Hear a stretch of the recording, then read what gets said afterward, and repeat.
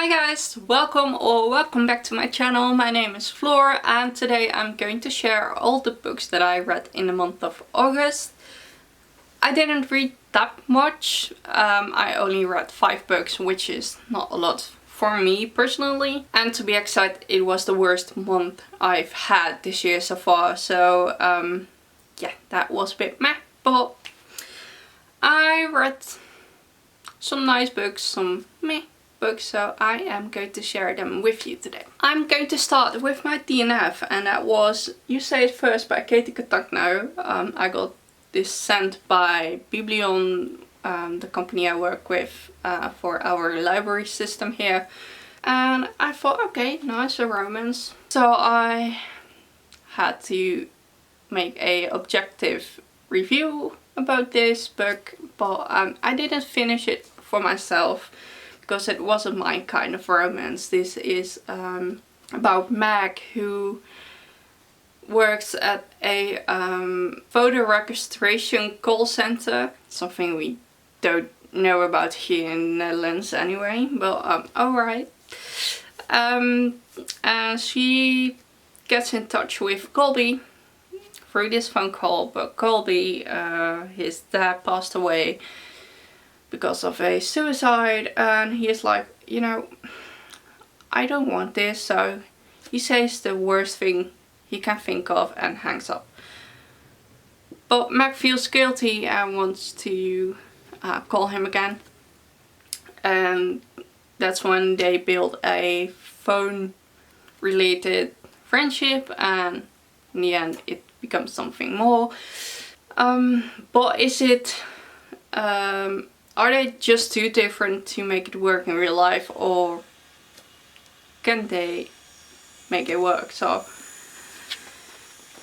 that's what this is about, and I don't know, I just didn't feel like this was my book, so I just stopped reading and I didn't read it because that didn't feel fair at all. So then I had a buddy read and I read The Rosie Project by Graham Simpson, and this is the first in a trilogy, and this is about a autistic man who teaches genetics. He wants to have a relationship, so to find the perfect woman for him, he makes this list with a lot of questions to find his perfect wife, basically. But then he meets Rosie, and Rosie is in search for her biological father, so he puts his own project a bit aside to help her, and it's about them. And yeah, it's a quite serious but also not serious book because it's a feel-good book, so everything is with a sarcastic tone. But in the first quarter of the book I felt a bit slumpy. The book felt a bit dragging because all his thoughts and his routines were told explicitly, so I don't know. But the last bit I was racing through that, so yeah. All in all, I gave it 3 stars because in the end I enjoyed it. So yeah, and I don't plan on finishing the trilogy, but for a buddy read this was quite fun. Then I read a children's book, The Creakers by Tom Fletcher. I got this Dutch translation from the publishers because I became their buddy.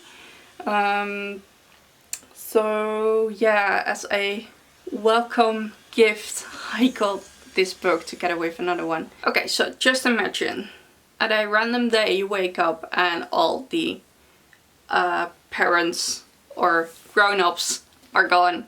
What would you do? Would you make a party out of it, do everything you are not told to do, or are you as Lucy who wants to find out what happened? Yeah, so it's a thrilling children's book, but also hilarious because Tom Fletcher is the narrator of the story too. So you have parts that he is narrating it and also having conversations with Lucy. So that's quite fun. So that makes it a bit lighter. But I really liked it and I gave it 4 stars. Then I read a more serious book, and that is British on Race, Identity and Belonging by Eva Hirsch.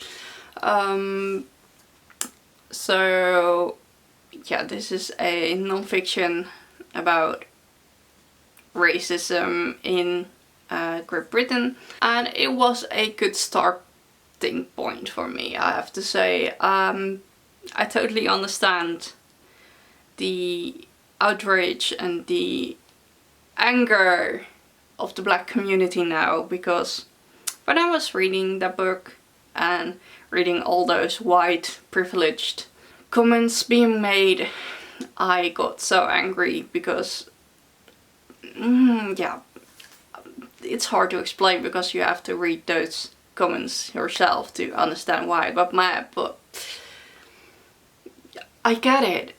Oh, and I was talking about this with my boyfriend a lot because we are on the same level with how we think about those things. And I only had to text him, I'm being mad again. And he was exactly aware of which book I was reading at that point. So yeah, it was very interesting. It was very eye-opening, and I recommend this book highly. Then last but not least, I read a Dutch thriller. It's called Springkaurilanta by Lineke Dijksel. This is the second part in the Paul Vechter series, and this is about a toddler, I guess? At least a pretty young girl that is found dead in the park. So yeah, this is a detective novel basically, but you also read from another perspective, and you want to know why this other perspective is in there, what that has to do with the story itself, and yeah.